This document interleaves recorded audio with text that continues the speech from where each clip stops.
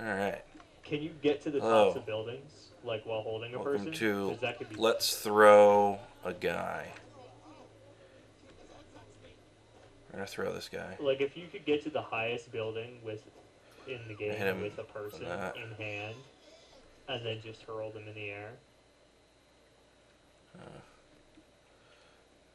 That was further away than I thought it would be.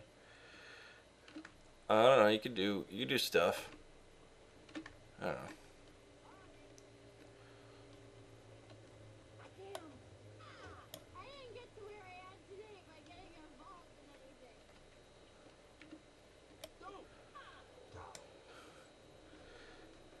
I also have the kicks that you get from beating the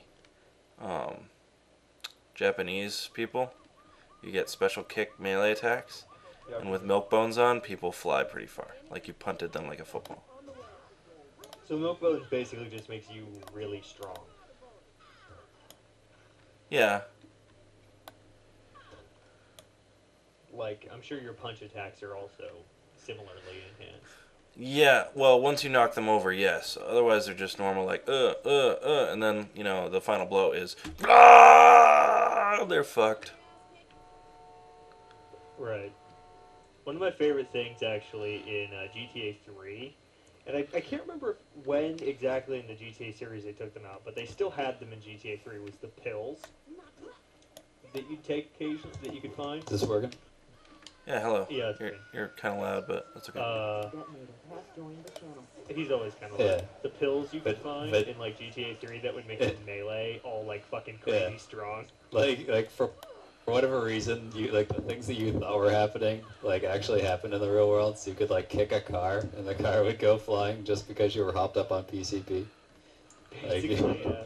It was a great idea. They took it out of the series eventually. I can't remember which game it was.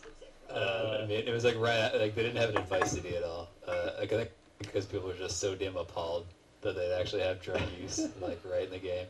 But it was but the drug use in the game was like a spinning power up. Like it was a pill like Dr. Mario would drop. I know.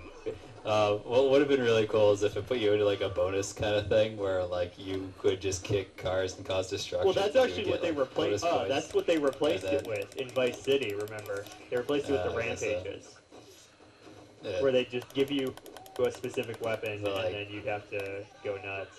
But like if you had a baseball bat when you picked up those pills, like you just roll up on some old lady and like clear the bleacher. That was pretty much what GTA 3 was all about, really.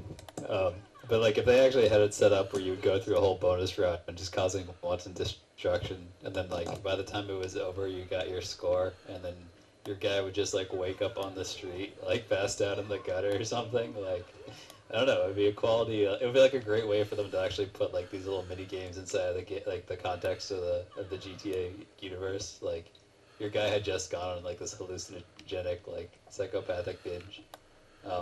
And like, may or may not have done the things you just did. Yeah, exactly. It would have been fantastic. It's definitely, I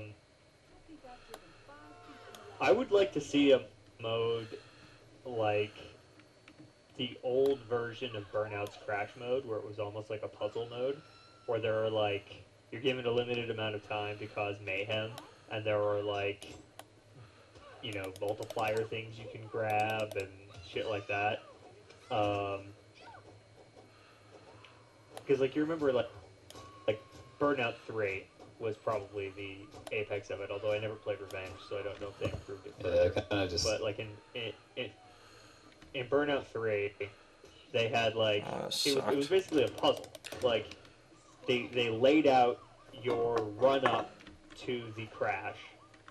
It was to the intersection or whatever the crash location was, and then there were like multipliers and things in there, and your goal was to sort of choose the best path through the air to cause the most. Yeah, it's kind of like that old Rush 2 kind of stunt course thing, where you just tried to like, get as many get your car into the right kind of like momentum to do what you wanted it to do.